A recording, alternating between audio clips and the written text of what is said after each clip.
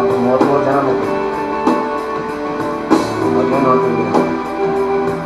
ಹೀಗೆ railway station ನಲ್ಲಿ ಪ್ರಯಾಣಕ್ಕೆ ಸಿದ್ಧವಾಗಿ ನಿಂತಿರೋ ಮಕ್ಕಳೆಲ್ಲ ಸರ್ಕಾರಿ ಶಾಲೆ ಮಕ್ಕಳು.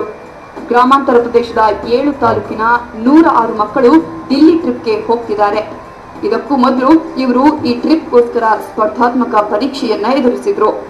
ಅದರಲ್ಲಿ ಹೆಚ್ಚು ಅಂಕ ಗಳಿಸಿದವರಿಗೆ ಈ ಚಾನ್ಸ್ ಸಿಕ್ಕಿದೆ. 9 ದಿನಗಳ ಪ್ರವಾಸ ಇದಾಗಿದೆ. ಫಸ್ಟ್ ಆಫ್ ಆಲ್ ಹಳ್ಳಿ ಹುಡುಗರಿಗೆ ಡೆಲ್ಲಿ ಅನ್ನೋದೊಂದು ಕನಸು. ಆ ಕನಸನ್ನ ನೆನಸು ಮಾಡೋಕ್ಕಾಗಿದ್ದಾರೆ ಶಿಕ್ಷಣ ಫೌಂಡೇಶನ್ ಥ್ಯಾಂಕ್ಸ್ ಹೇಳ್ತೀನಿ. ಆಮೇಲೆ ನಮ್ಮ ಮಿಸ್ಸು ಅಷ್ಟೇ ತುಂಬ ಚೆನ್ನಾಗಿ ಹೇಳ್ಕೊಟ್ರು. ನಮ್ಮ ಮಿಸ್ಸಿಂದನೇ ನಾನು ಇಡೀ ಸ್ಟೇಟ್ಗೆ ಸೆಕೆಂಡ್ ಬರೋಂಗಾಯ್ತು. ಥ್ಯಾಂಕ್ಸ್ ಶಿಕ್ಷಣ ಫೌಂಡೇಶನ್ ಅವ್ರಿಗೆ ಮತ್ತು ನಮ್ಮ ಸ್ಕೂಲ್ ಮಿಸ್ಸಿಗೆ ನಾನು ಥ್ಯಾಂಕ್ಸ್ ಹೇಳ್ತೀನಿ. ಕೇವಲ ಹಳ್ಳಿ ಮಾತ್ರ ಕಂಡಿರೋ ಸರ್ಕಾರಿ ಶಾಲೆ ಮಕ್ಕಳು ದೆಹಲಿಯ ರಾಷ್ಟ್ರಪತಿ ಭವನ, ಕುತುಬ್ ಮಿನಾರ್, ಆಗ್ರಾದ ತಾಜ್ ಮಹಲ್ ನೋಡಬೇಕು ಅನ್ನೋದು ಕೇವಲ ಕನಸು ಮಾತ್ರವಾಗಿತ್ತು. ಆದರೆ ಅದನ್ನ ಸಾಕಾರಗೊಳಿಸಿರೋದು ಶಿಕ್ಷಣ ಫೌಂಡೇಶನ್. ಮಕ್ಕಳಿಂದ ಬಿಡಿಗಾಸು ಪಡೆಯದೆ ಫ್ರೀಯಾಗಿ ದಿಲ್ಲಿ ನೋಡೋ ಅವಕಾಶ ಕಲ್ಪಿಸಿದೆ.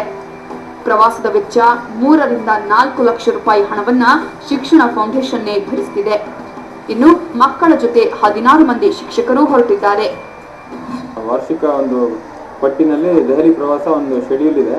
ಅದ್ರ ಪ್ರಕಾರ ನಾವು ಇದನ್ನ ಒಂದು ಎಕ್ಸಾಮ್ ಕಂಡಕ್ಟ್ ಮಾಡ್ತೀವಿ. 6-7ನೇ ಕ್ಲಾಸಿನ ಮಕ್ಕಳಿಗೆ ಪ್ರತಿ ವರ್ಷ ಒಂದು ಕಾಂಪಿಟೇಟಿವ್ ಎಕ್ಸಾಮ್ ಕಂಡಕ್ಟ್ ಮಾಡ್ತೀವಿ. ಅದರಲ್ಲಿ ಸೆಲೆಕ್ಟ್ ಆಗಿರೋ ಟಾಪ್ 106 ಮಕ್ಕಳನ್ನ ಈ ಬಾರಿ ಕಳಿಸ್ತಿದ್ದೀವಿ.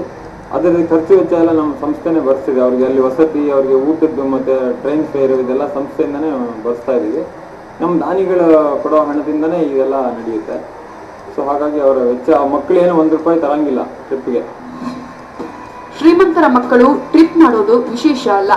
ಆದರೆ ಸರ್ಕಾರಿ ಶಾಲೆಯ ಬಡ ಮಕ್ಕಳಿಗೆ ಸ್ಪರ್ಧೆಯ ಮೂಲಕ ಪ್ರತಿಭೆ ಗುರುತಿಸಿ ದಿಲ್ಲಿಗೆ ಟ್ರಿಪ್ ಕಳಿಸ್ತಿರೋದು ನಿಜವಾಗ್ಲೂ ಹೆಮ್ಮೆಯ ವಿಚಾರ.